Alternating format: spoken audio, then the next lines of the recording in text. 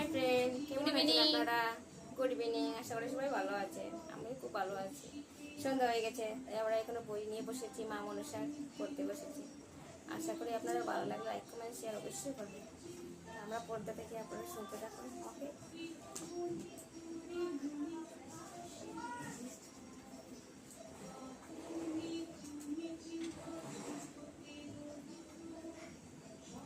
পদ্মভবনাগমাতা ষোড়শ অংশ বাহিনী অনেন ভক্তি মাতন দুষ্ট সাবরদায়িনী আস্তিক মুনির মাতা ভগুনি বাসুকি স্ততা জড়ৎকর মুনির পত্নী মা গো মা মনসা দেবী নমস্তুতে।